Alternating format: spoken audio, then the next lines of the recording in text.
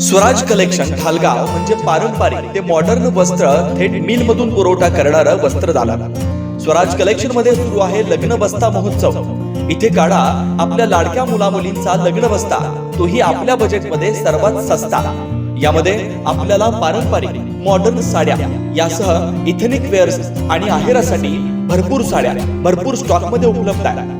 खास लग्न बस्त्यासाठी आपल्या सर्वांचं आवडते आणि विश्वासाचं एकमेव ठिकाण म्हणजे स्वराज कलेक्शन. वीज बोर्डाजवळ ठालेवाडी रोड, ढालगाव, तालुका कवटेमंका, जिल्हा सांगली. संपर्क 7756 046 177.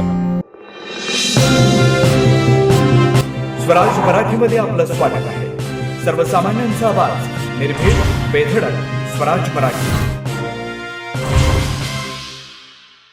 भारत आणि पाकिस्तानमधील वाढत्या तणावाच्या पार्श्वभूमीवर बीसीसीआयने IPL 2025 स्पर्धा तात्पुरती स्थगित करण्याचा निर्णय घेतला.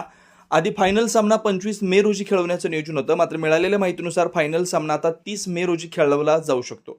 आतापर्यंत या स्पर्धेपैकी 74 पैकी 58 सामने पूर्ण झालेत. उर्वरित 16 सामन्यांमध्ये प्लेऑफ आणि फायनल सामन्यांचाही समावेश आहे. बीसीसीआयकडून मिळालेल्या माहितीनुसार उर्वरित सामने 16 मे पासून खेळवले जाण्याची शक्यता असून चेन्नई, बंगळुरू आणि हैदराबाद या ठिकाणी उर्वरित सामने पार पडतील.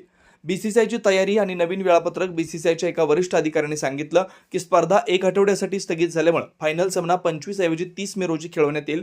उर्वरित सर्व सामने मर्यादित ठिकाणी आयोजित करण्यात येणार आहेत. रात्रीपर्यंत सर्व संघांना नवीन वेळापत्रक पाठवण्यात येईल. याच अनुषंगानं बीसीसीआयने पंजाब किंग्ज वगळता इतर सर्व संघातील खेळाडूंना मंगळवारपर्यंत त्यांच्या टीम बेसवर हजर राहण्याच्या सूचना दिल्यात, कारण IPL पुन्हा सुरू करण्याचा प्रस्ताव शुक्रवारपासून आहे. खेळाडूंच्या उपस्थितीवर प्रश्नचिन्ह. स्पर्धा अचानक स्थगित झाल्यानंतर अनेक विदेशी खेळाडू आणि सपोर्ट स्टाफ मायदेशी परतलेत. त्यामुळे आता त्यांच्या परतीच्या वेळापत्रकावर आणि उपलब्धतेवर अनेक प्रश्न निर्माण झालेत. फ्रँचायझीने आपल्या खेळाडूंना परत बोलवण्यासाठी तातडीने प्रयत्न सुरू केलेत. सामन्याच्या दरम्यान अचानक निर्णय. गुरुवारी पंजाब किंग्ज आणि दिल्ली कॅपिटल्स यांच्यातील सामन्यात 10 षटकं झाल्यावर सामना थांबवण्यात आला. स्टेडियममधील लाईट्स अचानक बंद करण्यात आल्या आणि प्रेक्षकांना बाहेर काढण्यात आलं. त्यानंतर बीसीसीआयने अधिकृतपणे सामना रद्द केला आणि संपूर्ण स्पर्धा 1 आठवड्यासाठी स्थगित केली. बीसीसीआय आणि फ्रँचायझी समोर मोठं आव्हान. आता बीसीसीआय आणि फ्रँचायझी समोर सर्वात मोठं आव्हान म्हणजे विदेशी खेळाडूंना पुन्हा वेळेत परत आणणं आणि स्पर्धा सुरळीतपणे पूर्ण करणं.